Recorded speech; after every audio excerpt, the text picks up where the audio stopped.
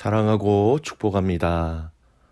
오늘도 주님의 은혜와 사랑으로 또 감사하고 기뻐하시는 하루가 되시기를 주님의 이름으로 축복합니다.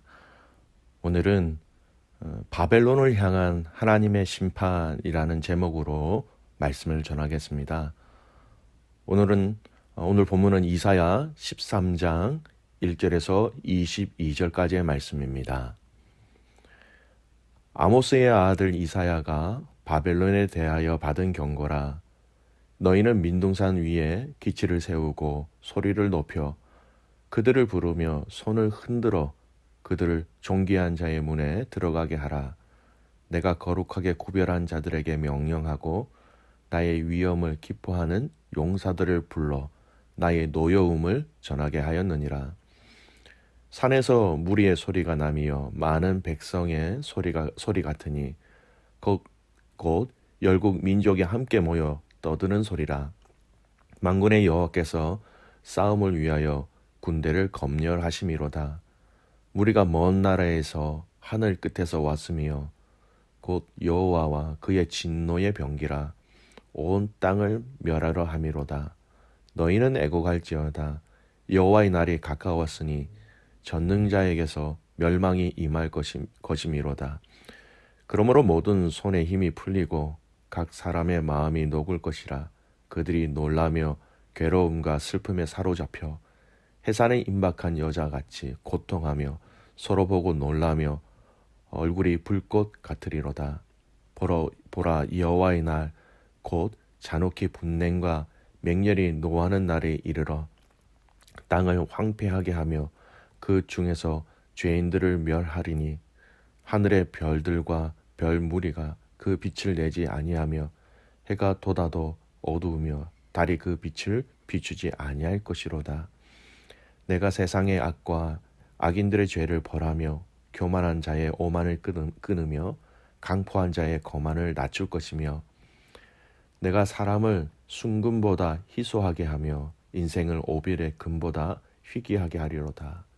그러므로 나 만군의 여호와가 분하여 맹렬히 노하는 날에 하늘을 진동시키며 땅을 흔들어 그 자리에서 떠나게 하리니 그들이 쫓긴 노루나 모으는 자 없는 양같이 각기 자기 동족에게로 돌아가며 각기 본향으로 도망할 것이나 만나는 자마다 창에 찔리겠고 잡히는 자마다 칼에 엎드려지겠고 그들의 어린 아이들은 그들의 목전에서 메어침을 당하겠고 그들의 집은 노략을 당하겠고 그들의 아내는 욕을 당하리라. 보라, 은을 돌아보지 아니하며 금을 기뻐하지 아니하는 메대 사람을 내가 충동하여 그들을 치게 하리니 메대 사람이 활로 청년을 쏘아 죽이며 태의 열매를 긍휼히 여기지 아니하며 아이를 애석하게 보지 아니하리라. 열국의 영광이여 갈대아 사람의 자랑하는 놀이개가 된 바벨론이 하나님께 멸망당한 소돔과 고모라 같이 되리니 그곳에 거주할 자가 없겠고 거처할 사람이 대대에 없을 것이며 아라비아 사람도 거기에 장막을 치지 아니하며 목자들도 그곳에 그들의 양떼를 쉬지 아니할 것이요 오직 들짐승들이 거기에 엎드리고 부르짖는 짐승이 그들의 가옥에 가득하며 타조가 거기에 깃들이며 들양이 거기에서 뛸 것이요 그의 궁성에는 승냥이가 부르짖을 것이요 화려하던 궁전에는 들깨가 울 것이라. 그의 때가 가까우며 그의 날이 오래지 아니하리라. 아멘.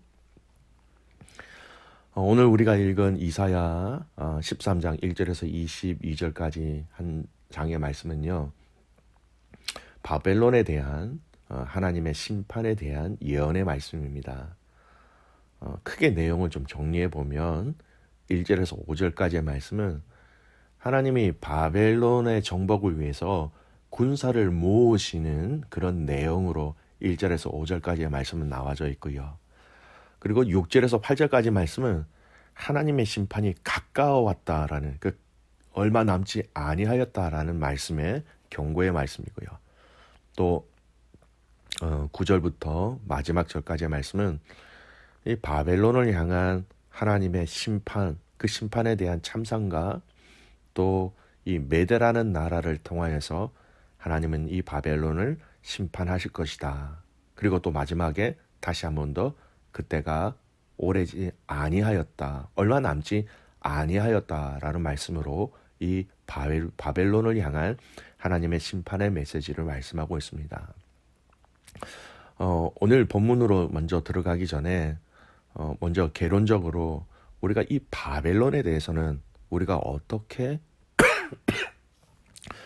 이해하고 어떻게 이사야서뿐만 아니라 그 유다의 마지막 때에 계속 언급되어지는 이 바벨론을 구약에서는 우리가 어떻게 봐야 하는가, 이 부분을 먼저 점검하고 오늘 본문으로 들어갔으면 좋겠습니다. 먼저 이스라엘이 바라보고 있는 바벨론입니다. 이스라엘 사람들이 이 바벨론에 대해서 어떠한 마음, 어떠한 자세를 취하고 있었는가라는 것이 구약의 본문의 말씀들을 이해하는 데 많은 도움이 됩니다. 여러분 잘 아시는 것처럼 바벨론은 하나님을 알지 못하는 민족입니다. 이스라엘 입장에서 보면 여러분 저주받은 민족이지요. 이스라엘은 자신들만 하나님께 선택받은 백성으로서 민족적, 국가적 자존심이 무척이나 강한 사람들이었습니다. 그런데 이들이 하나님의 심판에 대해서 많은 선지자를 통하여 들었지만 그들이 받아들이지 않았던 근본적인 이유는 하나님에 대한 불신이었습니다. 하나님 예배하지 않고 우상을 섬기는 그 이스라엘의 죄가, 불신이 바로 그 이유가 되었지요. 그런데 또 한 가지 더 있습니다. 왜 그들이 하나님의 이 심판을 받아들이지 아니하였느냐? 이스라엘 백성들이 이 바벨론을 보고 이해하는 관점이 달랐기 때문입니다. 남유다가 하나님의 심판에 대해서 이사야와 또 예레미야 선지자를 통하여 바벨론이라는 나라를 통해서 하나님이 우리를 심판하실 것이다 라는 이야기를 들었지만 그들이 반응하진 이유는 바로 하나님을 모르는 거룩하지 아니하는 이방 민족들이 어떻게 하나님의 거룩한 백성들을 심판할 수 있는가, 그것은 불가능하다, 이런 자기들 나름대로의 교만으로 인한 바르지 못한 믿음이 아닌 신념이 있었기 때문입니다.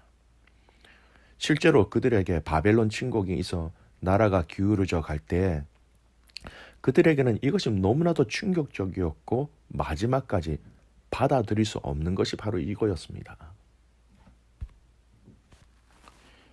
이방 민족들에 대한 멸시, 인정하지 않는 것, 그리고 하나님의 선민이라는 특권 의식이 있기에 바벨론이라는 나라를 언급되었지만 이 나라를 통해서 너희가 망할 것이다 라는 것은 그들이 전혀 믿지도 않았고 받아들이지도 않았던 것입니다. 그들은 그들의 죄를 인정하지 아니하였고 죄인이면서 하나님의 선민이라는 그것 하나만으로 너무나도 과하게 자신들의 신념으로 하나님을 섬기고 있었던 것입니다. 두 번째, 우리가 이해해야 할 바벨론입니다. 바벨론이 하나님의 심판의 도구가 되었다는 것을 우리는 잘 알아야 합니다.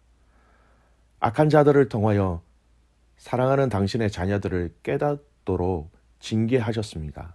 그리고 그 징계의 방법, 그 악한 자들을 하나님이 기뻐하시거나 즐거워하지 아니하셨다라는 것을 분명히 아셔야 됩니다. 바벨론을 하나님이 기뻐하셔서 즐거워하셔서 그렇게 선택하신 것이 아니라는 것이지요.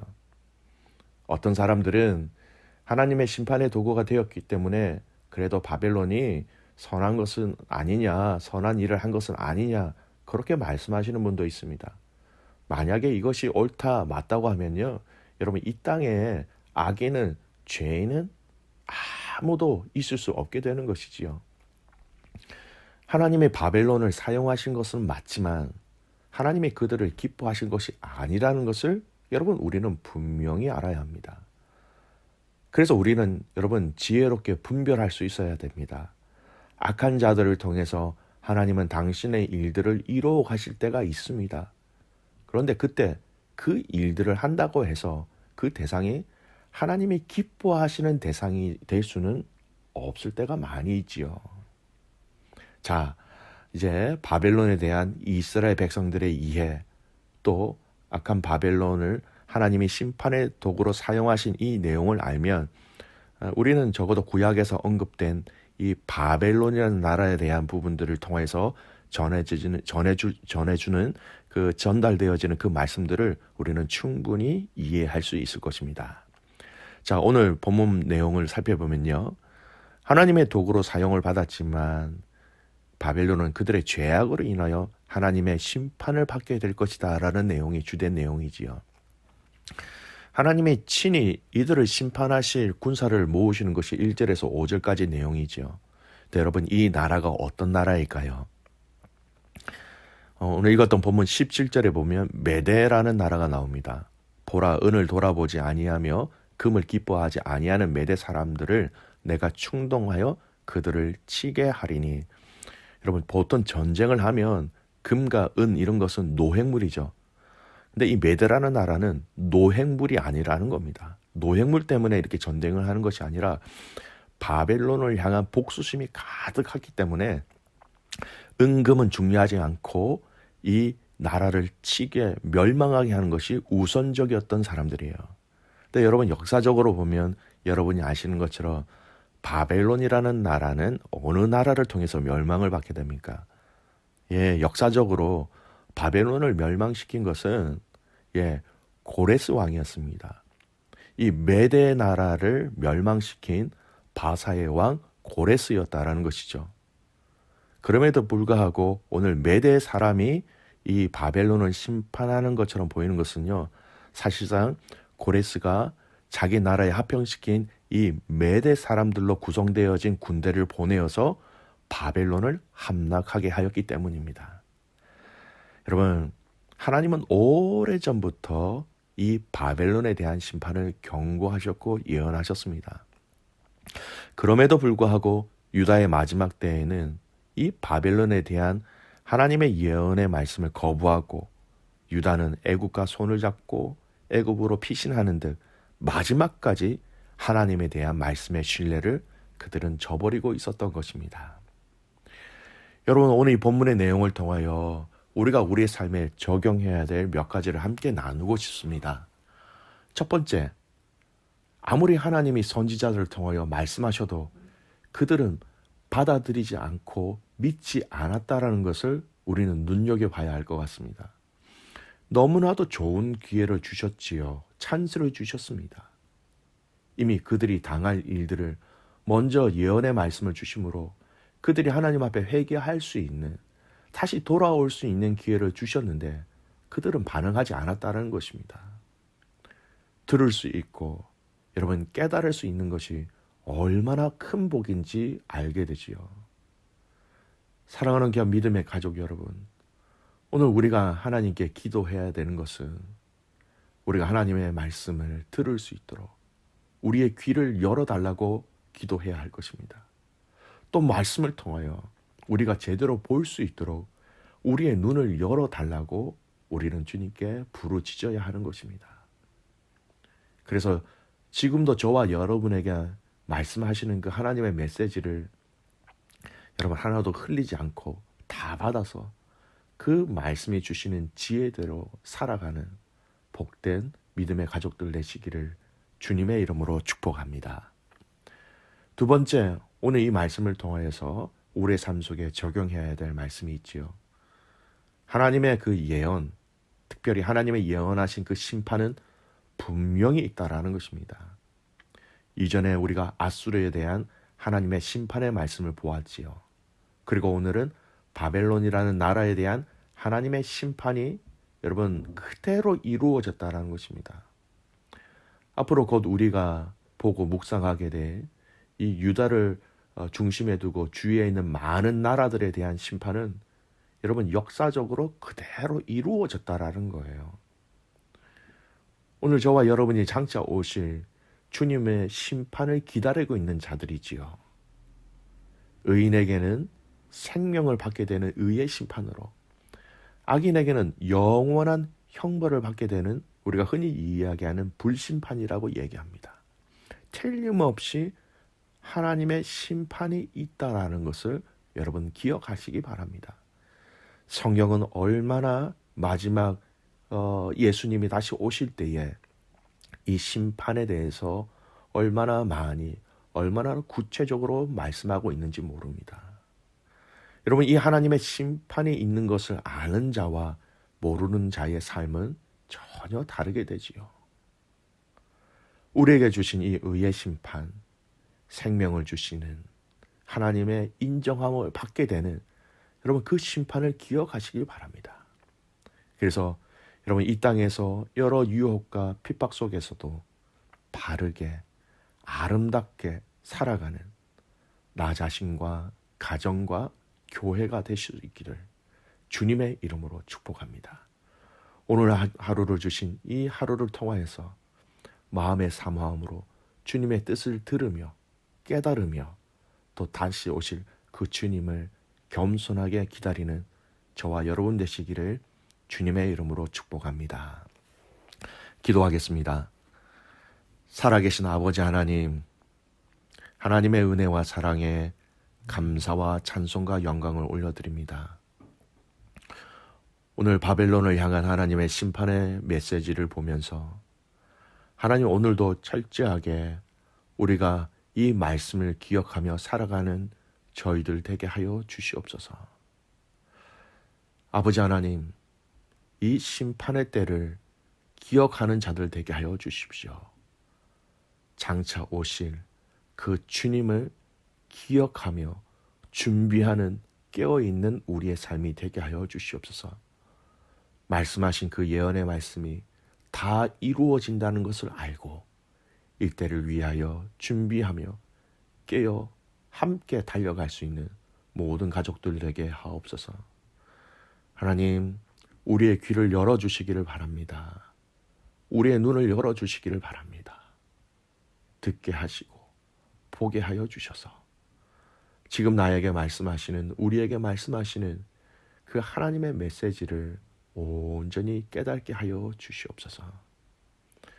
살아계신 아버지 하나님, 이 팬데믹 기간이 참으로 많이 길어지고 있습니다. 이렇게 길어지는 이 시간 동안 하나님, 우리의 믿음의 그 뿌리가 흔들리지 않게 하옵시고 더욱더 단단히 하나님 세워지는 시간들 되게 하여 주시옵소서. 믿음의 가족들 가정 가운데 예배를 붙잡으며 함께 기도하며 함께 승리하게 하시고, 특별히 선교의 현장 속에서 섬기고 계시는 사랑하는 귀한 우리 선교사님들의 모든 사역과 그 예배 가운데 하나님 좌정하여 주셔서 위로하시고 새 힘을 주시고 새로운 능력을 주셔서 하나님의 살아계심을, 생명을 그 땅 가운데 흘려보낼 수 있도록 축복의 통로로 사용하여 주시옵소서. 사랑하는 우리 12학년 아이들, 이제 트라이얼이 얼마 남지 아니하였습니다.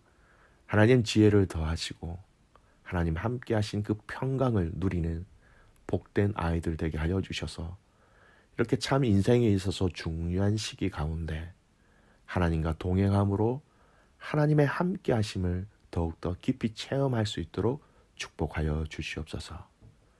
그렇게 행하실 하나님을 신뢰하며 살아계시는 예수님의 이름으로 기도드리옵나이다. 아멘.